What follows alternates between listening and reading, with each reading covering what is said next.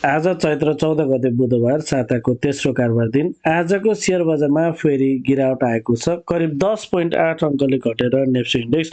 2030.8 बिन्दु आसपासमा आइपुगेको छ। कारोबार रकम 2 अर्ब 23 करोड भन्दा थोरै बढेको छ। आजको सेयर बजारको अवस्था के कस्तो रहेको छ, विभिन्न टेक्निकल टुल्सहरूको अवस्था के कस्तो रहेको छ, टेक्निकल्ली नेप्सेको मुभमेन्ट के कस्तो रहेको छ, समीक्षा गर्नको लागि सदा चाहिँ आज पनि नेप्से एनालाइसिस लिएर म उपस्थित भइसकेको छु। नमस्ते, म हरि लामिछाने हजुरहरूलाई मेरो यस युट्युब च्यानलमा हार्दिक स्वागत गर्दछु।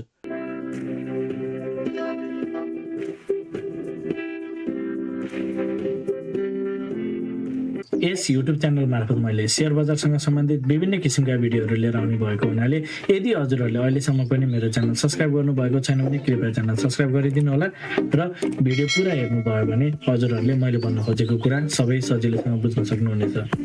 सेयर बजार अत्यन्त जोखिमको क्षेत्र भएको हुनाले लगानीकर्ता स्वयंले गहन अध्ययन र अनुसन्धान गरेर मात्र आफ्नो कदमहरू चाल्नको लागि उचित हुन्छ। यो भिडियो नितान्त इन्फर्मेटिभ तथा एजुकेसनल पर्पजले तयार गरिएको हुँदा यस भिडियोको आधारमा आफ्नो ट्रेडिङ स्ट्र्याटेजी नबनाउनको लागि हार्दिक अनुरोध गर्दछु। स्क्रिनमा नेप्सेको प्राइस चार्ट देख्न सकिन्छ। आज भने फेरि नेप्सेमा एउटा बेरिस क्यान्डल नै बनेको छ। हिजो करिब 10 पोइन्ट जतिको बुलिस क्यान्डल बनेको थियो। फेरि आज भने हिजो जति बढेको थियो त्यो बराबर नै घटेको छ। र एउटा कुरा हामीले नोटिस गर्न मिल्ने कुरा चाहिँ अगाडिको जुन एउटा अस्ति बनेको क्यान्डल छ त्यो भित्र हिजोको क्यान्डल बनेको थियो। आजको क्यान्डलले चाहिँ यो दुईटै क्यान्डललाई माथि र तल दुवैतिरबाट कम्प्लिटली इन्गल्फ गरेको देखिन्छ। र कारोबार रकम चाहिँ फेरि पनि घट्दो क्रममै देखेको छ। हिजोकै दाँजोमा छ, एभरेज कारोबार रकम भन्दा चाहिँ कम नै रहेको देख्न सकिन्छ। र आजको क्यान्डल सुरुमा केही माथितिर गएर फेरि तलतिर चाहिँ आएको देख्न सकिन्छ। अब आजको इन्ट्राडे चार्ट हेरौँ। बजार ओपन भयो लगतै सुरुवाती चरणमा केही माथितिर गएको देखिन्छ। 10-12 पोइन्ट जति बजार बढिसकेपछि भने आजको लागि डे हाइएस्ट पोइन्ट क्रिएट गरेर भने बजार चाहिँ गर्दै गर्दै एकहोरो एकदम हामी हेर्न सक्छौँ। बिचमा सानो एउटा दुईटा माइनर स्विङ गएको देखिन्छ अपस्विङ, त्यसपछि एकहोरो गर्दै गर्दै बजार लोएस्ट पोइन्टसम्म आएको छ। सदा चाहिँ अन्तिममा भने तल्लो बिन्दुबाट केही सुधार भएर केही बजार चाहिँ केही थोरै सुधार भएर बन्द भएको देख्न सकिन्छ। र 5 मिनट्स टाइम फ्रेममा मार्केटको मोमेन्टम के छ, ट्रेन्ड के छ भनेर हेर्छौँ भने जुन हिसाबले अगाडि माथिबाट चाहिँ यसरी सार्प फल भइरहेको थियो, घट्ने क्रममा एउटा लो लगाएर चाहिँ बजार पुलब्याकको लागि माथि गइरहेको छ भन्ने कुरा थियो। र आज चाहिँ यो पुलब्याक सकाएर बजार चाहिँ पुनः एउटा आफ्नो डाउन ट्रेन्ड चाहिँ कन्टिन्यू गरेको देख्न सकिन्छ। अहिले बजार फेरि पनि घट्दो क्रममा देखिन्छ। हिजो मैले हजुरहरूलाई सेयर गरेको थिएँ, यसरी माथिबाट तेज घटिरहेको बजार यो एउटा करेक्टिभ फेजमै छ भन्ने कुरा थियो। हिजो बजार स्टिल अझै पनि यो हाई कन्फर्म भएको छैन भन्ने कुरा थियो। तर आज चाहिँ यो बजारले यो जुन पुलब्याक छ, पुलब्याक चाहिँ माथितिर गइरहेको अप पुलब्याक चाहिँ सकाएर तलतिर गएको भन्ने कन्फर्मेसन दिएको छ। हिजोसम्म चाहिँ दिएको थिएन, त्यसैले केही अझै माथितिर जान सक्ने चान्स छ भन्ने कुरा थियो। आज चाहिँ माथि डे हाई क्रिएट गरेर यो पुलब्याकको चाहिँ कम्प्लिट गराएर फेरि डाउन कन्टिन्यू गरेको रूपमा बुझ्न सकिन्छ। सो 5 मिनट्स टाइम फ्रेममा चाहिँ बजार डाउन ट्रेन्डमा देखिन्छ। मार्केट स्ट्रक्चर बियरिश देखिन्छ र बढ्ने बेलामा हामीले हेर्न सक्छौँ एकदम थोरै बढ्ने बित्तिकै फेरि फल हुने, बढ्ने बित्तिकै फल हुने यो टाइपले गरेको थियो। सो यो एउटा करेक्टिभ मुभ नै थियो भन्ने रफली पनि लजिक लाग्छ।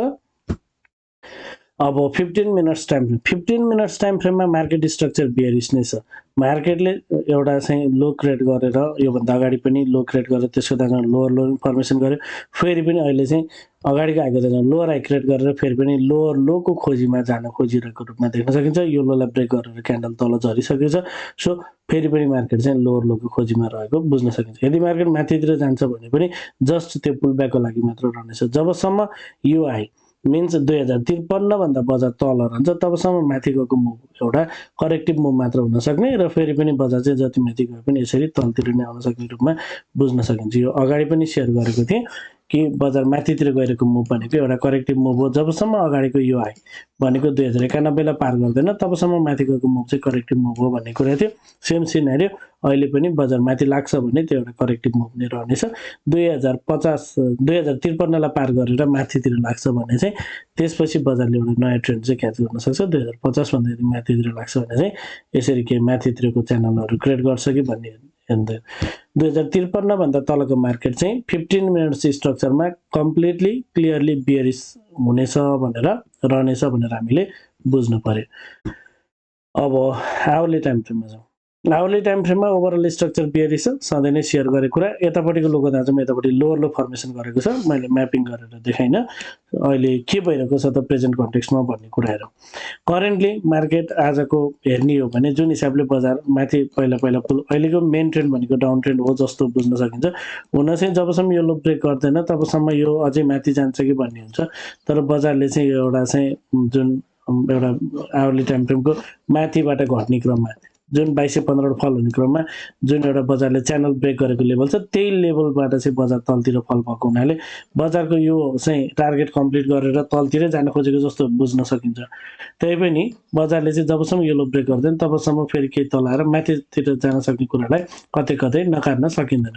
सो अहिले बजार चाहिँ टाइप अफ डिमान्ड जोनमा नै छ सो यो अगाडिको जुन यो क्यान्डल जुन क्यान्डलको इनिसिएसन पछि यति बजारले ठुलो मुभ लिएको छ ट्याक्कै एक्ज्याक्टली यही क्यान्डलमा आइपुगेको छ र यहाँ आएर चाहिँ बजार केही साइड पनि भएको छ अगाडिको जस्तै यो माथितिर गएको मुभ चाहिँ एउटा माइनर स्विङ नै हो र फेरि पनि बजार डाउन कन्टिन्यू गर्न सक्छ भन्ने कुरा अगाडिदेखि नै सेयर गरेको कुरा त्यो बजार तलतिर गरे तर आज तल आउने क्रममा जुन अगाडिको जुन लो क्रिएट गरेको थियो योभन्दा तलतिर गए पनि क्यान्डल क्लोज चाहिँ माथितिरै फर्केर बन्द भएको छ योभन्दा तलतिर मार्केट सस्टेन गर्न नसकेको हुनाले आवरली टाइम फ्रेममा यो क्यान्डलको इफेक्टले बजार केही माथितिर जान सक्ने देखिन्छ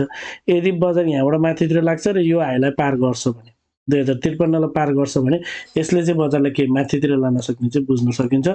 सो यदि 2053 भन्दा माथितिर लाग्यो भने सर्फेसले पनि हामीले यदि प्याटर्न पनि यदि पढ्छौँ भने खासै त्यो प्याटर्न्सहरू चाहिँ मैले स्टडी देखाउने गर्दिनँ त्यही पनि हामी हेर्न सक्छौँ माथितिर जान्छ भन्नलाई बाइस हुनुको लागि चाहिँ यसरी एउटा डब्लु प्याटर्न बनाएर यदि यसलाई ब्रेकआउट गर्छ भने चाहिँ पक्कै पनि बजार चाहिँ फेरि पनि केही माथितिर जान सक्ने स्थितिहरू चाहिँ बन्छ कि भनेर यो टाइपले हेर्न सकिन्छ सो भोलिको दिनमा बजार कतातिर जान्छ त्यो हेर्न जरुरी छ अन्तिम क्यान्डल हेर्दा केही थोरै माथितिर जान सक्ने खालको प्याटर्न चाहिँ देखिन्छ ओभरअलमा यो माथि गएर फेरि डाउन कन्टिन्यू गर्ने वाला प्याटर्न चाहिँ भ्याली रहेछ जस्ट लास्ट क्यान्डल हेर्दाखेरि चाहिँ यसको इफेक्टले के माथितिर जान्छ कि भन्ने कुरा हो र डेली टाइम फ्रेममा जाउँ डेली टाइम फ्रेममा हिजो बनेको जुन एउटा क्यान्डल छ यो इनसाइड बार क्यान्डल हो यसले बजारलाई माथितिर जान सक्छ भन्ने इन्डिकेट गर्न मिल्दैन भन्ने कुरा थियो र आज बजार सुरुवाती चरणमा केही माथि गयो पनि तलतिर आएको छ यो तल आउनुको पछाडिको इफेक्ट भनेको अगाडि देखिएको क्यान्डलस्टिक कम्बिनेसन जुन एउटा डाउन ट्रेन्ड छ सो त्यसकै कन्टिन्युएसन हो र आजको क्यान्डलले चाहिँ सार्प डाउन मोमेन्टम नै इन्डिकेट गर्छ किनभने हिजोको र अस्तिको दुईटा क्यान्डल भन्दा माथितिर गए पनि फेरि पुनः तलतिर आएको छ सो यसले चाहिँ सार्प डाउन मोमेन्टम देखाउँछ र अगाडिदेखि नै सेयर गरेको कुरा यो जुन एउटा यो सेकेन्ड ग्रिन क्यान्डल यसले चाहिँ एउटा बजार माथितिर जान सक्छ केही न केही यहाँबाट डिमान्ड क्रिएट हुन सक्छ भन्ने कुरा थियो हिजो एउटा ग्रिन क्यान्डल बन्यो आज पनि थोरै 10-12 पोइन्ट माथितिर गयो सो यसको इफेक्ट मात्र आयो यहाँबाट बजार माथितिर जान सकेन यदि यो लेभलमा ब्रेक गर्दै तलतिर झर्छ भने चाहिँ बजार पुनः केही तलतिर जान सक्ने स्थितिहरू चाहिँ बन्न सक्छ अहिलेको लागि अब बजार चाहिँ केही तलतिर जान आजको क्यान्डल हेर्दाखेरि चाहिँ बजार पुनः डाउन कन्टिन्यू हुन सक्ने देखिन्छ र यसरी 8वटा ग्रिन क्यान्डल बनेपछि 8वटा रेड क्यान्डल पछि हिजो सामान्य एउटा ग्रिन क्यान्डल बनेर फेरि पनि डाउनै कन्टिन्यू गरिरहेको छ बजारमा एउटा चाहिँ बियरिश सेन्टिमेन्ट नै हामी रहेको कुराहरू यहाँबाट पनि हामी बुझ्न सक्छौँ एउटा जानकारी यदि हजुरहरू स्मार्ट मनी कन्सेप्ट सिक्न चाहनुहुन्छ भने यदि एसएमसी को टेक्निकल एनालाइसिसको कोर्स गर्न चाहनुहुन्छ भने कृपया सम्पर्क गर्नुहोला साथै यदि हजुरहरू मेरो सल्लाहमा सेयर खरिद बिक्री गर्न चाहनुहुन्छ एज अ एडभाइजरको रूपमा पनि मलाई लिन चाहनुहुन्छ भने यही नम्बरमा सम्पर्क गर्न सक्नुहुनेछ 9863805867 यसमा कल मेसेज अथवा व्हाट्सएप गर्न सक्नुहुनेछ अब कन्क्लुजनतर्फ जाउँ डेली टाइम फ्रेमको क्यान्डल हेर्दाखेरि बजार चाहिँ तेज तलतिर जाने खालको देखिन्छ त्यस्तै गरी 5 र 15 मिनट टाइम फ्रेम हेरिरहँदा पनि बजारले चाहिँ एउटा लो क्रिएट गरेर बजारले चाहिँ एउटा माथितिर तेज घटिरहेको बजार एउटा माथितिर एउटा पुलब्याक दिएर फेरि पनि डाउन कन्टिन्यू गरिरहेको प्याटर्न छ 5 मिनट 15 मिनटमा बजार डाउन ट्रेन्ड कन्टिन्यू देखिन्छ आजको डेली क्यान्डल हेर्दा पनि बजार तले जान्छ जस्तो देखिन्छ जस्ट आवरली टाइम फ्रेम यदि हामीले हेर्छौँ भने यसले चाहिँ जस्ट एउटा माइनर भए पनि अपस्विङ दिन्छ कि भन्ने हो फाइनली यदि 2053 ब्रेकआउट गर्छ भने चाहिँ आवरली टाइम फ्रेम अनुसार मार्केटको मुभ चाहिँ केही माथितिर जान सक्ने बुझ्न सकिन्छ सो स्टक्स र सेक्टर पार्टिकुलर स्टकहरू हेर्दै सेक्टरहरू एनालाइसिस गर्दै आफ्नो ट्रेडिङ स्ट्राटेजीहरू बनाउन चाहिँ बुद्धिमानी हुन्छ भन्ने कुरा सेयर गर्दै आजको भिडियो इन्ड गर्न चाहन्छु हजुरहरूलाई मेरो भिडियो के कस्तो लागिरहेको छ कमेन्टमा जानकारी गराइदिनु होला मेरो भिडियो मन परिरहेको छ अथवा उपयोगी भइरहेको छ हजुरहरूलाई के हेल्प गरिरहेको छ अनि भिडियोमा एक लाइक भने अवश्य गरिदिनु होला मलाई केही सल्लाह सुझाव वा प्रतिक्रिया छ भने कमेन्ट मार्फत दिन सक्नुहुनेछ पहिलो पटक हेर्दै हुनुहुन्छ भने च्यानल सब्स्क्राइब गरेर जोडिनु होला भन्न चाहन्छु हवस् त धन्यवाद नमस्ते